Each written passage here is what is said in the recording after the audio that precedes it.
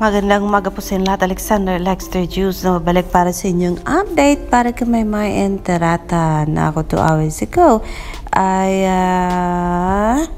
nag-post itong si Mita Razon. Ang sabi niya kahit wala daw siyang naintindihan, salamat Ma'am si Darla. Kasi nag-post po si Darla Soler 10 hours ago. So it's yesterday night. Magkasama sila ni Maymay and Tarata kahapon. At sabi niya sa kanyang post, unsa man ni nga filter Maymay and Tarata, uy tambok kaayad dako pagbukton. Yun po ang nakita niya pagkatapos nilang mag TikTok gawa ni Maymay and Tarata. Pero yes, ano kaya ang ginawa ni Darla Soler and Maymay and Tarata na magkasama sila buong maghapon kahapon? Kasi sabi nga ni Maymay ay haggard na daw siya kasi pagod na siguro, kung iwan ko kung anong ginawa ni Maymay kasama si Miss Darla Soler. Magandang buhay kaya? Asap kaya? Nag-post si Darla kahapon na magiging busy sila for ASAP. Ano kaya ang gagawin nila for ASAP? In preparation kaya ito for Sunday. Ayan ang aabangan natin at ka-excited po yan. Ako, ano kaya ang ating aabangan? Ano kayang gagawin nila for Sunday? Ano ba yan? Nakaka-excite naman po. Pero yes mga kaibigan, sabi ni Cathy 919, kung may pa-audition dito, sana mag-audition ka pretty please. Gusto na namin makita ulit ang actress na si Maymay and Tarata para di naman masayang ang inaral mo sa Canada. Ito ay pagkatapos na mag-post itong si Kapamilya Online. Ang sabi kasi ni Kapamilya Online sa social media, mga kapamilya, sino ang top choice nyo bilang Mungang Tay at Kumonyong sa upcoming Philippine adaptation ng It's Okay Not to Be Okay? Yan po ang thread ni Kapamilya Online World yesterday. Siyempre, nag-send ako ng message na gusto ko si Maymay and Edward or Maymay and Enrique Hill. Suntok man sa buwan, pero who knows? Yan ang sabi ko. Mas bagay daw ito, sabi ni Vane Ranch. Mas bagay ito kay Julia Barreto. Di ako fan niya, pero dun lang ako sa nakakita kung bagay maging bida kontra bida or maarte din. Ang sabi ni Accept Reality, I am hoping Maymay have a teleserye soon with other leading man artist in ABS-CBN.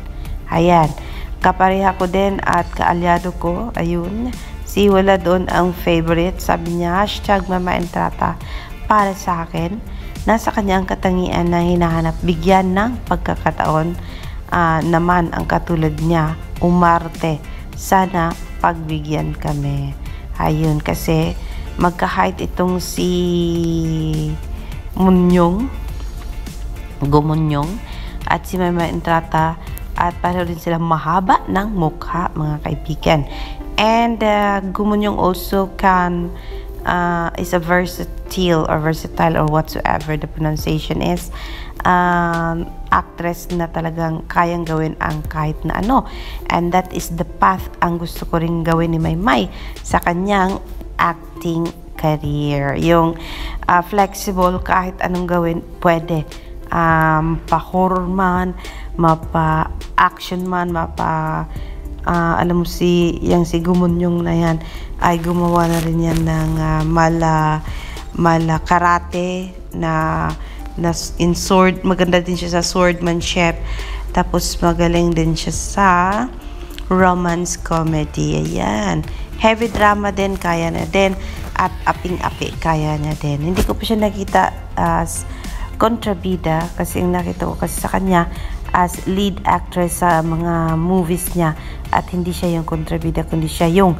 inaapi. Ayan, Senyora Maris, gusto niya si Maris Racal at si Joshua Garcia, or Maris Racal and Brent. Ayan.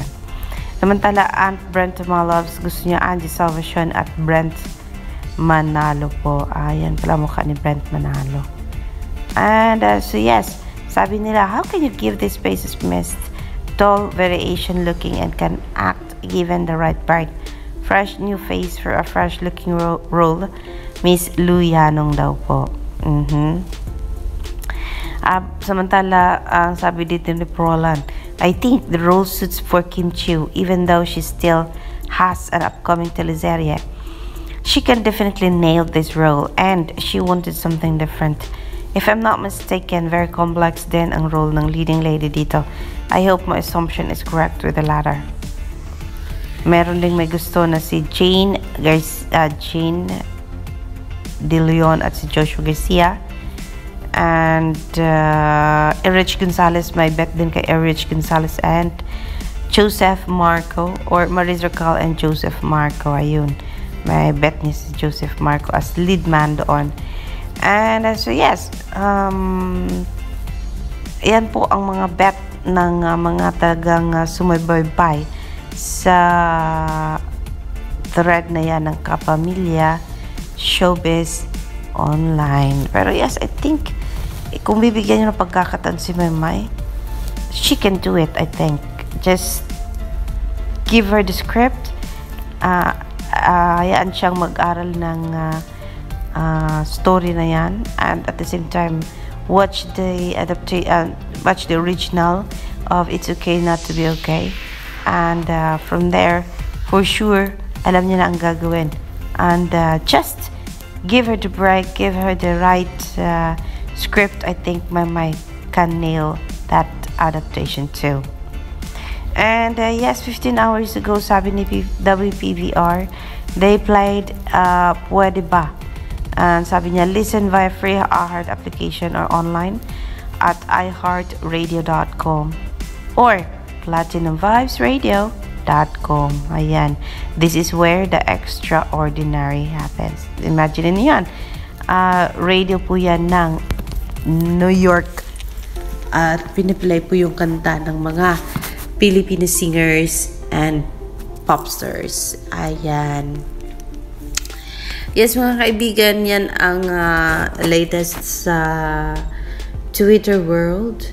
And ayun, sabi ni Ninin Serendipities, keep spreading positively wherever you go, Maymay and Edward. Ayan po. Ang sabi ni Kim Heiko, let's request Maymay song. Kung pupunta kayo ng Twitter, may link po ang WPVR na kung saan pwede po kayong makapag-request ng mga songs sa kanilang radio station. Ayan po. Let us see kung ano nga ba ang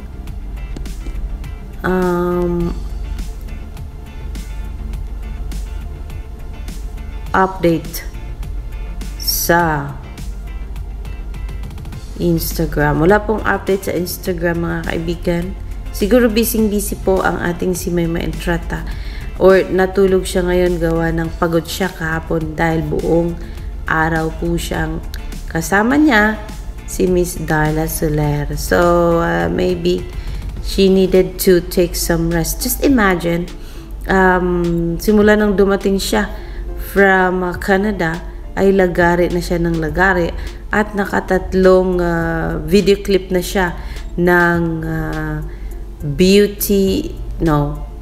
mayroon siyang Beauty Vault, gumawa din siyang Brody Gems, and sabi niya mayroon din siyang Oreo at aantayin daw at mag-a-unbox si Maymay ng kanyang Oreo paid endorsement. So kung kailan yan gagawin ni Meridel Maymay Entrata ay mag-aantay po kami, Meridel Maymay Entrata. Basta isa lang ang request ng marami na sana po ay tatanggap ka na ng acting project this year, kahit maliit, at least meron po at hindi ka zero sa acting projects mo. Kasi last year meron kang Princess Diaries and no, that's 2021. Last year there was none.